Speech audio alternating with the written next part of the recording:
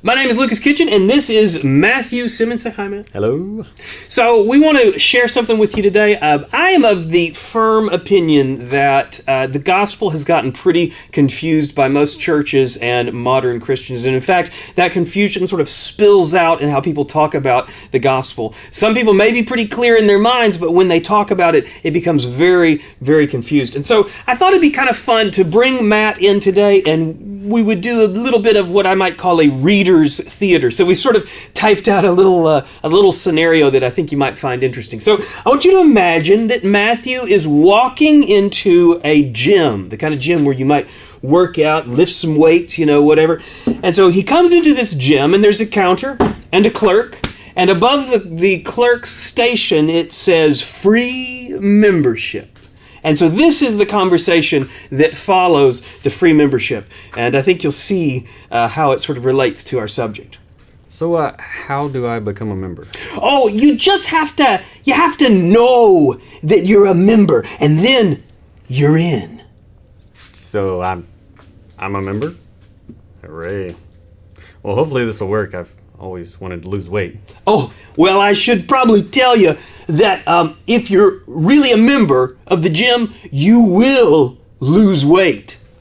Oh, so losing weight is a requirement for membership. Oh, no. That's not what I mean. There is no requirement to be a member other than you just got to know that you are one. Oh, but if I don't lose weight, I'm not a member. That's correct. That would prove that you're not a member.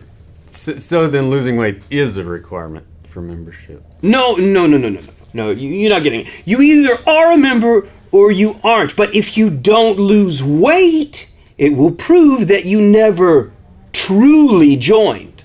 Wait, I thought you said all I had to do to join was know that I was a member. Well, okay, but see, the thing is, you know that you got to know you're a member. And lose weight? Well, no. To join, you just have to know that you did it. But if I don't lose weight, then I never truly knew I was a member. That's correct. Yeah. Oh, that doesn't make sense. Well, now that's where you're wrong. It really, if you think about it, does make sense, and it's really quite simple. Okay. I have another question. So, how much weight do I have to lose to prove that I'm a member? Oh, there's no set amount. I mean, we're not weight loss legalists or something. Really, that seems kind of important. But how will I know I'm really a member? Well, okay. Let me see if I can explain it this way. You should have what we might call gym membership assurance when you first know that you're a member. If you don't have that gym membership assurance, you probably didn't really truly know that you were a member in the first place. Okay, so can I just skip the whole know I'm a member thing and go straight to losing weight? No. You have to know that you're a member, or the weight loss, it doesn't count. So let me get this straight. First, I'm supposed to know that I'm a member to become one. Mm-hmm. Then I might find out that I'm not one. At that point, the only thing I know is that I'm not a member.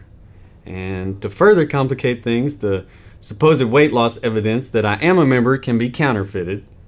That means it's logically impossible to even know I'm truly a member in the first place, so I can't ever actually join.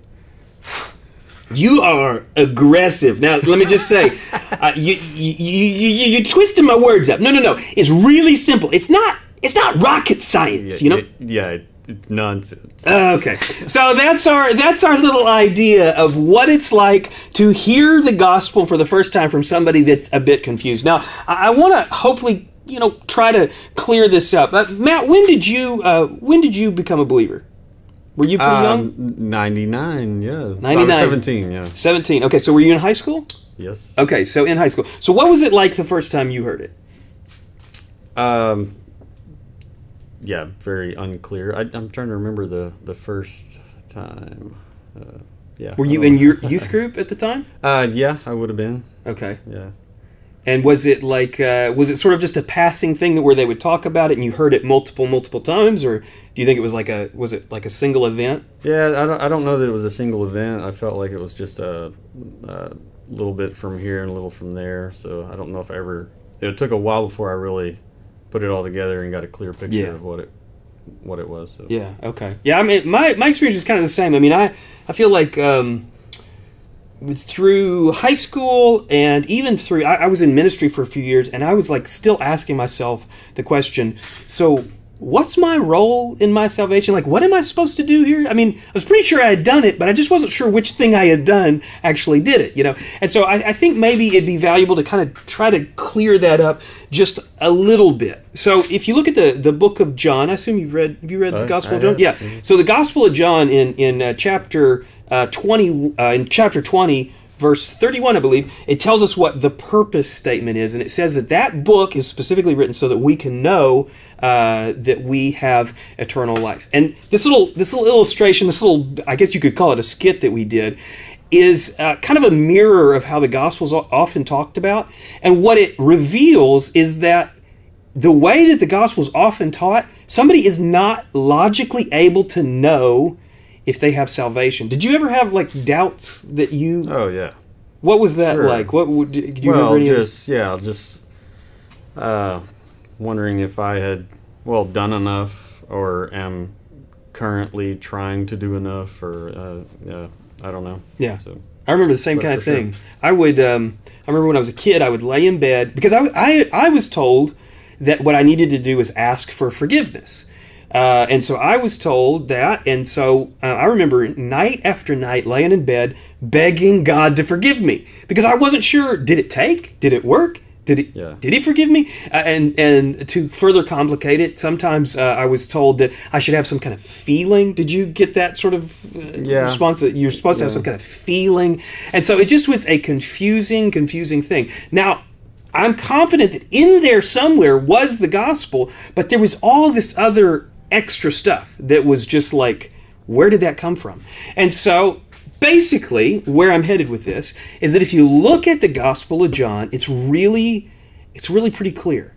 It's clear that belief, which is a synonym for faith alone in Jesus is what it takes to have eternal life. Now, what confuses this, and I'm wondering if you've heard this too, like I've heard it, what confuses this is that many people will they'll say that good works are like an automatic thing, that if somebody really truly has become a Christian, then they'll have good works. Has that been told to you? Oh yeah. How did you kind of ingest that?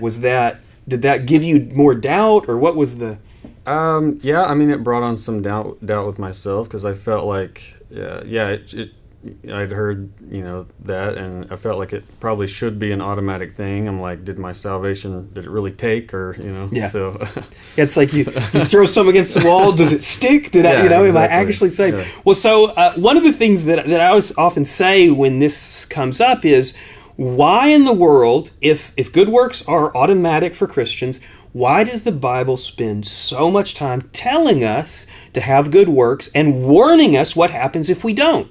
If it was impossible for Christians, which most of the New Testament is written to Christians, if it's impossible for Christians to have sin in their life and avoid doing good works, then it would be really strange to spend most of the New Testament talking about how to do good works and the warning against sin. And so just basically by reading the Bible, what we see is it's possible for believers to have what Paul calls a shipwrecked faith. A faith that winds up doing really hardly anything. It saves us, gives us eternal security, and ensures that we'll be in heaven, but it does very little. And so one of the things that I actually wrote down, can you believe I actually have notes that I wanted to say?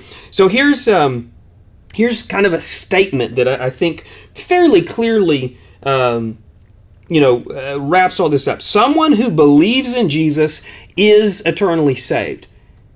Period. I mean, that's the done deal. You could think of it like you've sold your soul to Jesus at that point, and it belongs to Him, and nobody steals from Jesus. I mean, He even said in John 10, nothing can snatch you out of my hand. And so that's an important first step. And I am of the opinion that until someone grasps that, they should stay in the Gospel of John, because that's the point of the Gospel of John, is that faith alone in Jesus is what gives us eternal life. And so people will say, and I'm wondering if you've heard this, I get this pretty often, people will say, oh, that's just a license to sin then. Yeah. I mean, if it's just free, then can't we just do anything? Have you heard that thing? Yeah, so for me, the way that I respond to that is say, no, there are huge consequences for, let's say that Matt, what's something that Matt could do that we would all know is bad? Let's say that Matt bought a gun and he had a rampage. I mean, let's say he did that.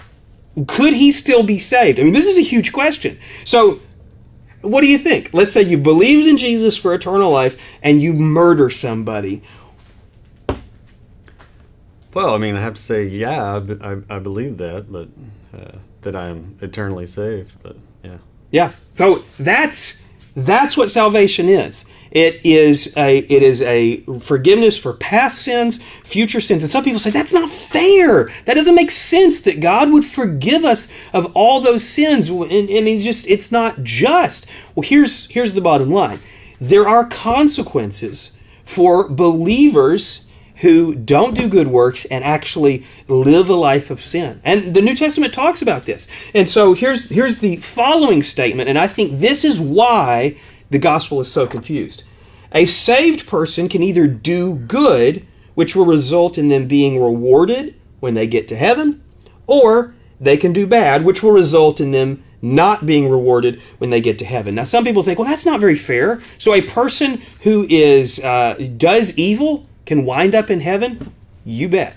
I mean, that's what Jesus said over and over and over. Those who believe in me have eternal life. Matt, do you believe that? Absolutely. I absolutely believe it too. And I think it is the foundation of our faith. And those that don't start there are not explaining, in my opinion, they're not explaining the gospel clearly. Before you talk about good works and all these other things, we need to establish that it's faith alone in Jesus that gives us eternal life. And once we have that, it can never be taken away. So, that's my thoughts. Anything to add, Matt? I think I'm good. He's good. All right. That'll do for me. All right. Thanks for watching, and we'll see you.